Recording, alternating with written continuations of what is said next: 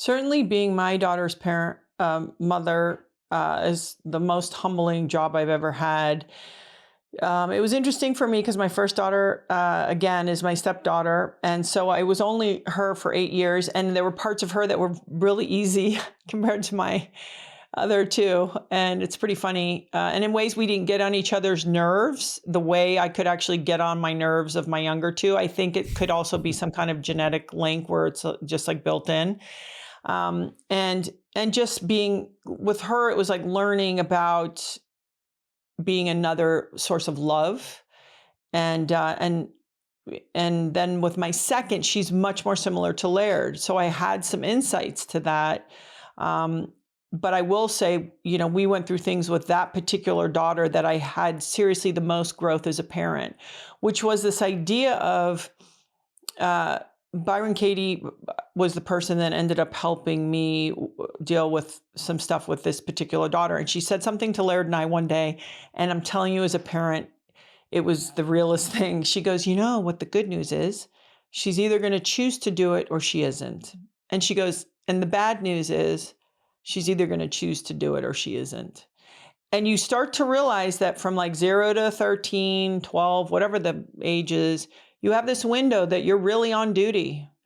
And then it shifts into something else that takes a lot of growth from you as a person, which is a level of surrender and acceptance that you didn't know you were going to have to do and that you don't really want to.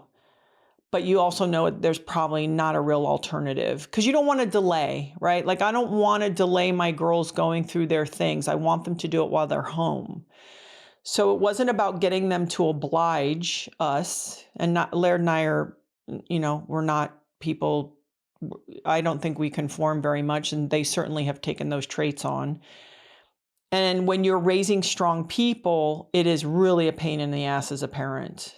Because you could say, do it my way, this way. But I feel like then when they're 35 and they somehow are, alcoholic or nobody listened to their feelings or whatever, I'd rather go through it with them. So the expansion for me of the different personalities. And then my youngest daughter is very similar to myself. So I recognize so much of it. And I've even gotten to the place with that daughter, for example, she's on her game, whatever, school, doesn't really party that much, but she's very demanding and pretty brutal, non-compromising. I say to her, listen, I need to tell you, like, if you're not seeing or picking this up, life's going to teach you.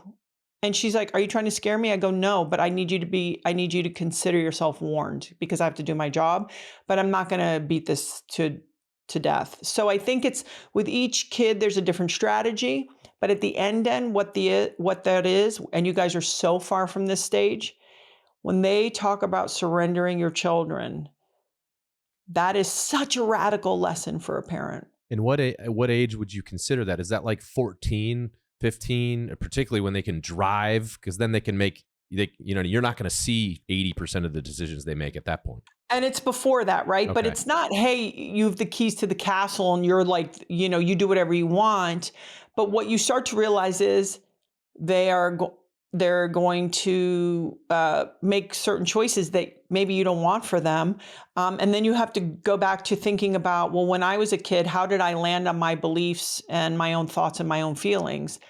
By living a little. And so it's counterintuitive, but you want them to do it when they're at home because no one's going to look after them more than you. You don't want to do it when you send them off to college. Like, I want them all to be through it so that it's like, oh, I don't party or get blackout drunk, on alcohol because, first of all, what's the big deal, right? So it's this weird thing of like, you have to let them go to the edge so that ultimately they're actually safer and, kind of be aware, be in tune, be alert, where they are, what's going on. But like, I never tracked my girls or anything like that because my job is to teach you to control yourself, to manage yourself. It is not to control you. And it is very hard to do because the impulse is so strong. And especially because they handed you the most precious little baby that yet you have to realize that is not who this is anymore. And so the education is really pretty far out. Yeah, I think there's probably a spectrum where, there's cases of, buddies of mine that their parents were, trying to raise them as this perfect child. And then they got into like, junior, senior high school, and they just went nuts. And then particularly college, because it's like you tried to, make them perfect. And then obviously if you go too far the other way, where like you're the parent that like is letting a bunch of 15-year-olds get hammered in the basement, and everyone kind of knows those are the parents that are cool with it. I don't think that's probably the way, but I think you're right. I think it's probably somewhere where you got to let them get to that line and see it. Otherwise, they're going to get to college and just go nuts. And that's where, they get straight Fs the first semester because they drink every night. And you hear this story all the time. So, you can't find that happy medium. But I think at least recognizing that you can't control everything. You just got to try to arm them with the lessons, and then like, all right, they're going to screw some shit up for sure, but better learning when they're 16 than 18 when they're in college by themselves and just, drinking Everclear for the first time at a frat party. Been there. A couple times. How about this idea too? You guys are the kind of dads that you can do like kind of rad shit with your kids and do kind of safe, scary things. So a couple things that we've learned over the years is let your kids be like understand how to do. I always tell my girls, if you're smart, you can do really dangerous things. If you're dumb, you won't get to.